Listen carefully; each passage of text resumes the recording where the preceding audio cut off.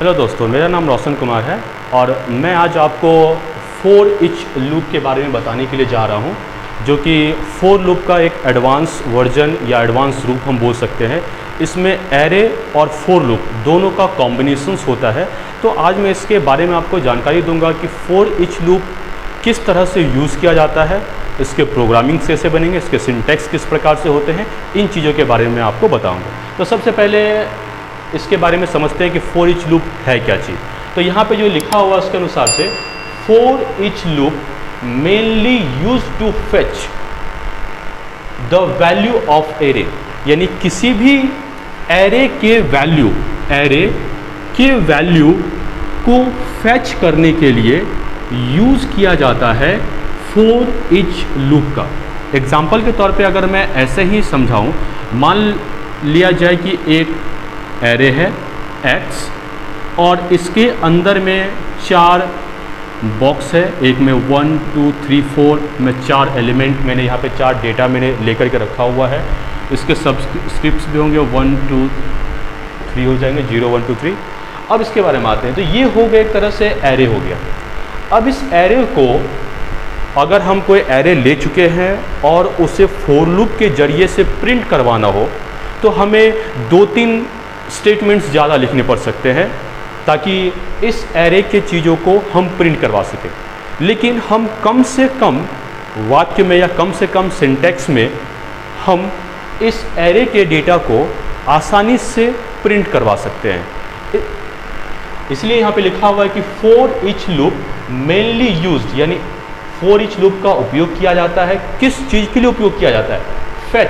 Fetch करना, मतलब कोई भी डेटा अगर मौजूद है, जैसे एरे के अंदर में डेटा मौजूद है, इस डेटा को निकालना एक तरह से फेच करना हम बोल सकते हैं कि फेच करना।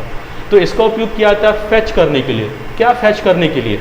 एरे के वैल्यू को, यानी एरे के अंदर जो वैल्यू है, इस वैल्यू को फेच करने के लिए, इस एक एक वैल्यू को निकालने के लिए हम यूज़ करते हैं फोर इच लूप का।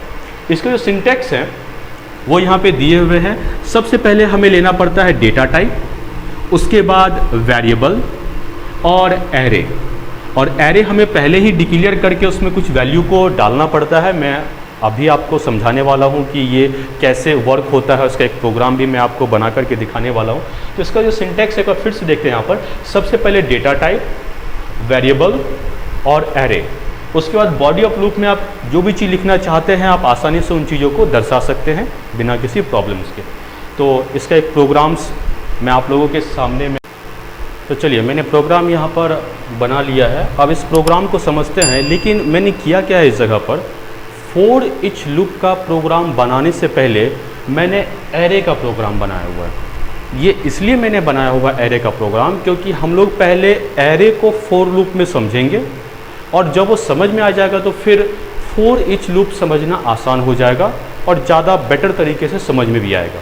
तो सबसे पहले एक बार एरे पे हम लोग चलते हैं और एरे को समझते हैं कि एरे किस प्रकार से काम करता है फोर लूप में। इसको पहले एक बार समझते हैं जो नॉर्मल तरीका होता है।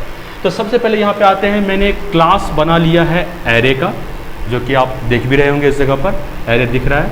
अब पब्लिक स्टैटिक वॉइड मेन, उसके बाद अब नेक्स्ट आते हैं इस जगह पर इंट एरे। अब यहाँ पे मैंने एक एरे बनाया हुआ है और इसके अंदर में चार वैल्यू को मैंने इनपुट करा के रखा हुआ है एरे में। तो जैसे ही कंप्यूटर इस वाले स्टेटमेंट्स पे आएगा तो मेमोरी के अंदर में एक चार डेटा टाइप का लिस्ट बनेगा जो कि एरे टाइप का होगा और उसके अंदर में क्या क्या कौन कौन से एलिमेंट्स होंगे, 10 20 30 और 40 होंगे। जैसे ही कंप्यूटर इस लाइन पे आएगा तो रैम के अंदर में ऑटोमेटिकली मेमोरी ऑक्यूपाई होंगे और डेटा एलिमेंट्स ऑटोमेटिकली उसमें जाके स्टोर हो जाएगा। और इसकी मैं बात करूं तो ये है एरे 0, एरे 1, एरे 2 और एरे 3 जो कि सबस्क्रिप्ट्स है। अब नेक्स्ट आते हैं। अब मुझे नॉर्मल तरीके से हमें फोर लूप चलाने से पहले एरे में कितना एलिमेंट मौजूद है उसका लेंथ मुझे पता करना पड़ेगा। और लेंथ मैं इसलिए पता कर रहा हूँ ताकि एरे को जब चलाया जाए, फोर लूप को जब चलाया जाए तो वहाँ पर कंडीशंस में वो कितने तक चलना चाहिए वो मुझे यहाँ पर डालना पड़ेगा। तो मैंने किया क्या हुआ है, एक बार फिर से समझते हैं कि मैंने एरे बना करके रखा हुआ है इस जगह पर मेमोरी में, 4 एलिमेंट्स मेरा बना हुआ है, और उसका जो नेक्स्ट लाइन है, अगला लाइन, मैंने इस जगह पर L एक डेटा टाइप लिया हुआ है, और इस डेटा टाइप में मैंने क्या असाइन करा के रखा हुआ है, तो देखिए यहाँ पे लिखा हुआ है एरे, जो कि एक एरे है, डॉट लेंथ। डॉट लेंथ लिखने की वजह से एरे जितना लेंथ का होगा उतना वैल्यू L में जाकर के स्टोर हो जाएगा। तो लेंथ कितना है, एरे जो मैंने बना करके रखा हुआ है, जो कंप्यूटर में सेव अगर हुआ होगा तो कितने लेंथ है यहाँ पर, 1 2 3 4, यानी 4 लेंथ है। तो मैंने एरे डॉट लेंथ लिखने से जो एरे का लेंथ है वो निकल के चला जाएगा L में, यानी L एक तरह से हो जाएगा 4। अब नीचे आते हैं, जब कंप्यूटर फोर लूप पे आएगा तो फोर लूप पे जब आएगा तो अब नेक्स्ट अगला काम क्या होगा, मुझे पता है कि मैंने यहाँ पर एरे बना के रखा हुआ है, 4 डेटा टाइप मेरा 4 एलिमेंट्स मेरा वहाँ पर मौजूद है, 4 डेटा मेरा वहाँ पे मौजूद है। उसके बाद मैंने उसका लेंथ निकाल करके L में रख लिया हुआ है, क्योंकि ये लेंथ निकल के चला जाएगा L में। अब अगला जो पॉइंट है, यहाँ पर मैंने फोर लूप लगा के रखा हुआ है, और यहाँ पर इंट मैंने एक I लिया हुआ है, और उसमें मैंने 0 डाल के रखा हुआ है। अब उसके बाद नेक्स्ट आते हैं, ये है मेरा कंडीशन। यहाँ पर फर्स्ट टाइम I मेरा 0 होगा, यानी अगर मैं फर्स्ट टाइम की बात करूँ तो I मेरा होगा 0 जब ये फोर लूप पढ़ा जाएगा कंप्यूटर के द्वारा। तो अब जैसे ही अगले स्टेटमेंट्स या अगले कंडीशंस पे आता है, फोर लूप के अंदर जो कंडीशंस होते हैं उस पे जब आएगा तो यहाँ पे चेक होगा कि I मेरा है कितना, यहाँ पर 0, I मेरा 0 है, और ये छोटा होना चाहिए L से। L मेरा कितना है, लेंथ कितना निकाल के रखा गया था L में, तो देखिए यहाँ पे मैंने लिख करके रखा हुआ है L 4, यानी ये छोटा होना चाहिए किससे, 4 से छोटा होना चाहिए। तो जब पहली बार I 0 होगा तो यहाँ पर जाहिर सी बात है कि I 0 होगा, जो कि 4 से क्या होगा, छोटा होगा। तो छोटा होगा तो कंडीशन तो ट्रू है, ट्रू होने की वजह से ये नीचे की ओर आएगा और बॉडी ऑफ लूप यहाँ पर काम करेगा। तो बॉडी ऑफ लूप में क्या मैंने दे करके रखा हुआ है, तो इसको समझते हैं। यहाँ पर मैंने क्या हुआ है, एरे I, और I का वैल्यू अभी कितना है, चूंकि पहली बार अभी फोर लूप काम कर ही रहा है तो पहली बार में I क्या होगा, 0, क्योंकि फर्स्ट असाइन जो किया है वो 0 किया हुआ I में। तो I यहाँ पर 0 है, तो 0 होने की वजह से पहली बार जब I 0 होगा तो वो 4 से छोटा होगा, और कंडीशन ट्रू होने की वजह से जब वो नीचे की ओर आएगा तो यहाँ पर एरे I कितना है मेरा, 0, मतलब एरे 0 हुआ। तो एरे 0 अगर हुआ तो एरे 0 के अंदर में मौजूद क्या है, अगर मैं एरे 0 की बात करूँ तो एरे 0 किस चीज़ को इंडिकेट कर रहा है, कौन सा डेटा टाइप को इंडिकेट कर रहा है, तो वो है 10। तो 10 निकल करके चला जाएगा X में, असाइन कर जाएगा X में। अब X में जाने के बाद system dot output dot print यहाँ पर लिखा हुआ X, तो जब X में चला गया तो कहने का मतलब है क्या कि जो डेटा A0 में होगा वो निकल करके चला गया X में, यानी हम इसको इस प्रकार से भी लिख सकते हैं, यहाँ पर इसको इस प्रकार से लिख सकते हैं, क्योंकि यहाँ पे I का मान 0 है तो A0 का डेटा निकल के चला गया X में। तो A0 में डेटा है क्या, एरे 0 में डेटा मौजूद है 10, तो 10 मौजूद है यहाँ पर, सॉरी एरे होगा, एरे 0 में 10 है तो वो 10 निकल के चला जाएगा X में। अब X में गया तो X को मैंने यहाँ पर प्रिंट करवा के रखा हुआ है, तो जैसे ही प्रिंट होगा तो प्रिंट होगा मेरा यहाँ पर क्या चीज़, 10, और प्लस का साइन मैंने इसलिए दिया हुआ है क्योंकि उसके बाद वाले चीज़ों को हमें इसके साथ प्रिंट करना पड़ेगा। तो बाद वाले चीज़ यहाँ पे मैंने क्या दिया हुआ, सिर्फ डबल कोटेशन मैंने दे के रखा हुआ, मतलब सिर्फ स्पेस यहाँ पर प्रिंट होगा। स्पेस मतलब खाली स्थान, जिसको हम किसी चीज़ से इंडिकेट करने की हमें आवश्यकता नहीं है, बस 10 होगा। जब अगला प्रिंट होगा तो थोड़ा सा स्पेस हो जाएगा। अब आगे आते हैं इस जगह पर कि अब जब यहाँ पर कंप्यूटर जब इस स्टेटमेंट को पूरी तरह से कंप्लीट कर देगा तो जब वो यहाँ पर आएगा तो इस जगह पर आने के बाद या आने से पहले बोल सकते हैं कि I++ होगा। तो I++ होगा तो I का मान मेरे पास में था कितना, तो देखिए यहाँ पर मैंने लिख करके रखा हुआ कि I मेरा 0 था। तो i जब प्लस प्लस होगा तो i प्लस प्लस होकर के वो क्या होगा, इंक्रीज होकर के हो जाएगा 1। चलिए इंक्रीज होकर के 1 हो गया तो अब पुनः वापस वो इस जगह पे आएगा। ये तो वर्क होगा नहीं क्योंकि ये तो असाइनमेंट एक ही बार होता है। अब नेक्स्ट जब यहाँ पर आएगा कंडीशंस पर, तो कंडीशंस में i जो कि मेरा 1 हो चुका है, मैं इस जगह पर इसे डाल देता हूँ 1। तो अब हमको ये देखना है कि क्या 1 छोटा है 4 से, तो ये कंडीशंस ट्रू है कि वाकई में 1 छोटा होता है 4 से। ट्रू होने की वजह से वापस से नीचे की ओर आएगा, यानी i का वैल्यू अभी 1 है क्योंकि अभी अभी इंक्रीमेंट हुआ था इस जगह पर। तो i मेरा 1 है, तो 1 होने की वजह से ट्रू होगा क्योंकि वो 4 से छोटा है। अब वापस जब ट्रू हुआ तो अब इस स्टेटमेंट्स पे आएगा।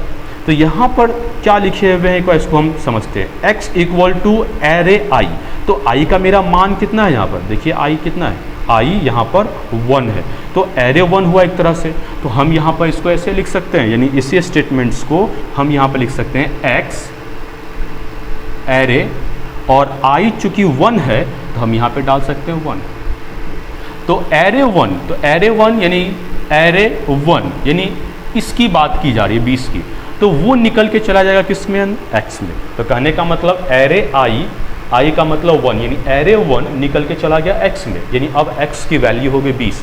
अब उस system dot output dot print उसी 20 को थोड़ा सा स्पेस दे करके, क्योंकि स्पेस तो पहले ही हो गया होगा, 20 प्रिंट कर देगा, और 20 प्रिंट करने के बाद वापस से वो क्या करेगा, थोड़ा स्पेस यहाँ पर दे देगा इस जगह पर।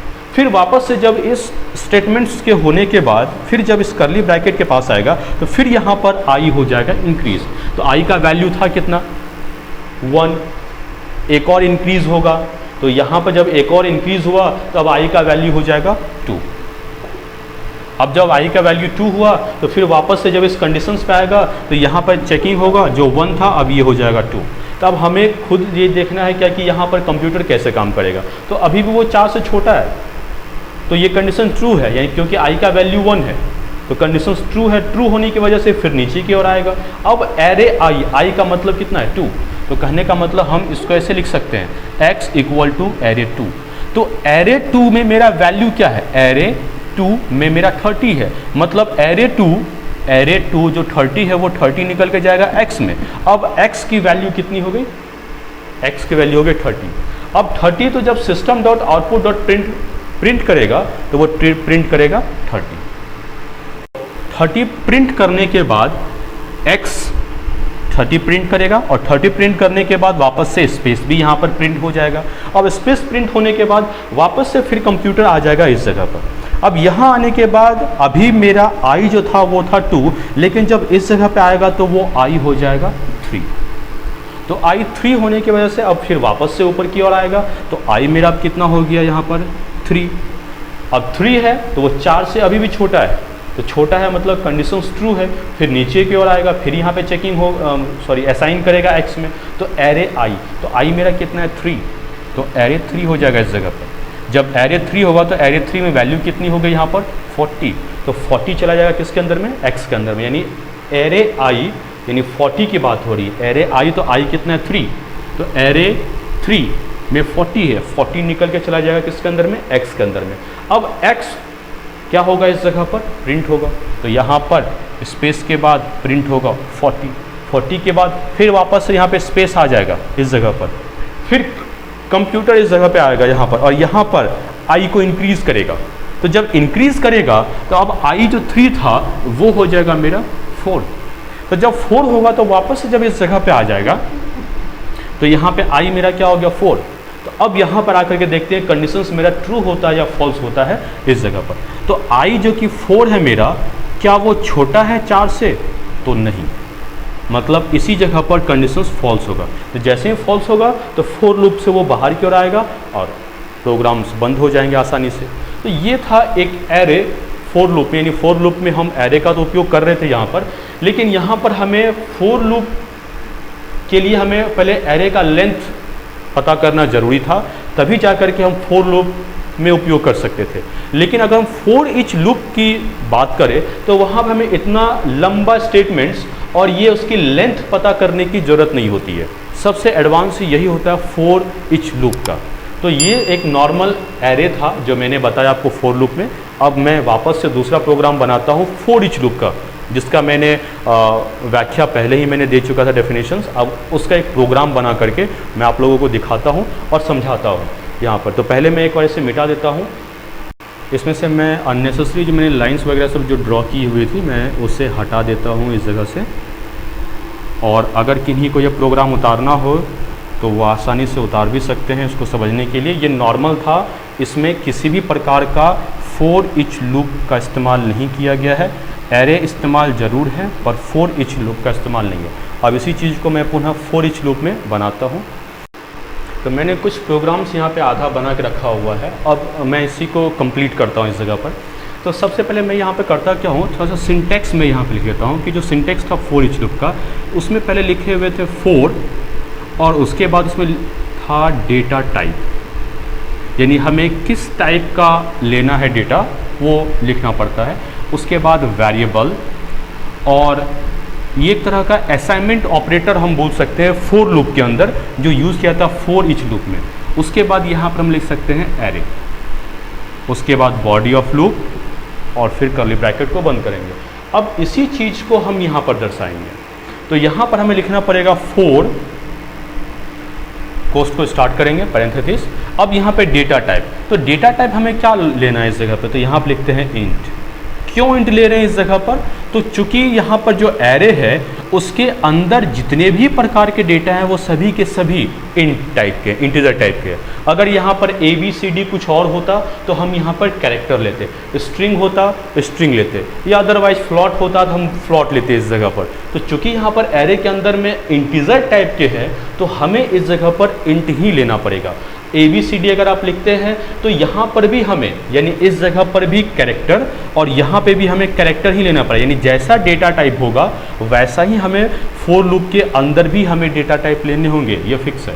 अब उसके बाद हम बात करते हैं यहाँ पर कि इस जगह पर हम लेते हैं आई, यानी इंट आई ऑपरेटर। अब उसके बाद हम यहाँ पर डाल देते हैं, तो सबसे पहला चीज़ यहाँ पे हो गया डेटा टाइप जो कि मैंने इंट डाला हुआ है।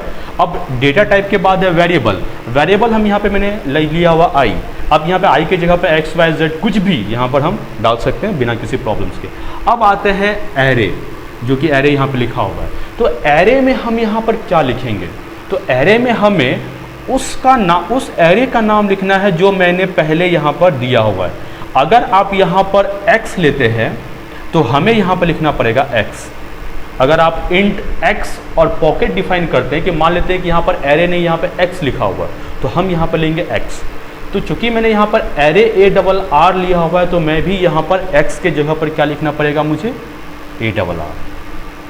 अगर मैं x लेता यहाँ पर एरे तो मुझे यहाँ पर लिखना पड़ता x। अब यहाँ पर हम आगे बढ़ते हैं। बहुत लोग ये भी पूछ सकते हैं क्या कि हम इंट जो यहाँ पे लिए हुए आई, तो क्या हम इस इंट को फॉर लूप के पहले भी डिक्लेयर कर सकते हैं कि इंट आई टर्मिनेटर। तो मैं ये डिक्लेयर कर देना चाहता हूँ कि इंट आई यहाँ पर फिक्स है और सिंटेक्स के अनुसार से हमें लेना ही पड़ेगा।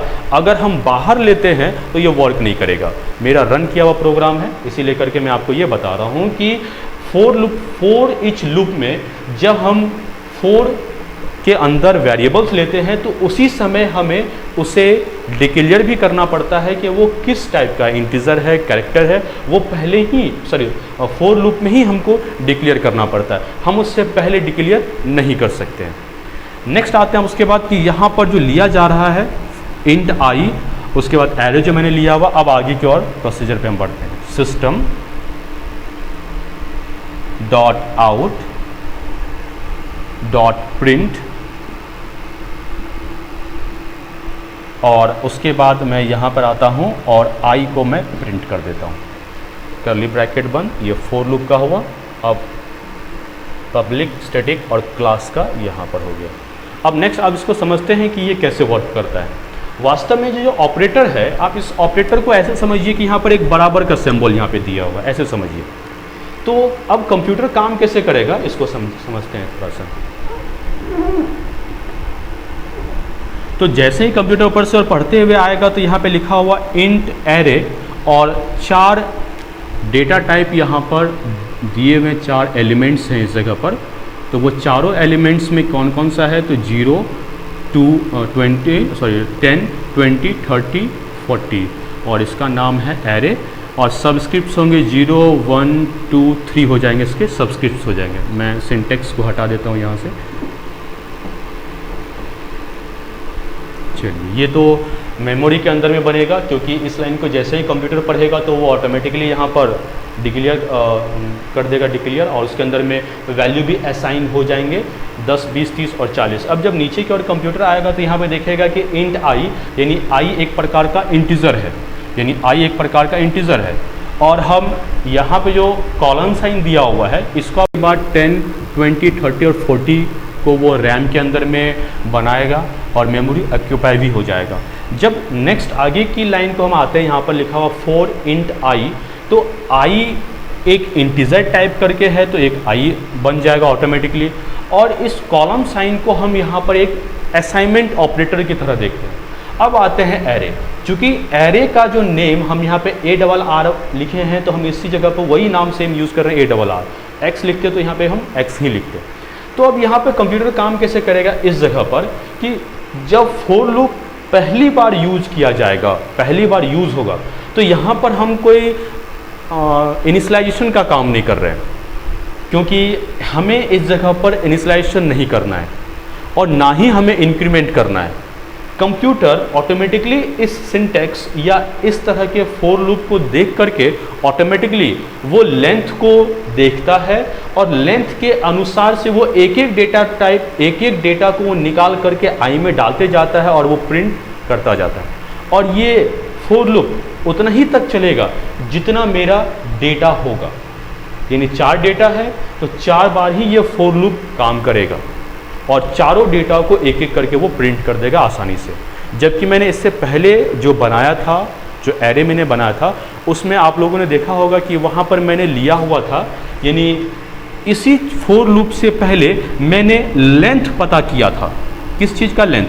तो एरे का लेंथ, कि एरे में कितने डेटा हैं उसका लेंथ मैंने पता किया था, और उस लेंथ को मैंने एल में डाल दिया था, और तब जाकर के मैंने फॉर लूप में उसका उपयोग किया था।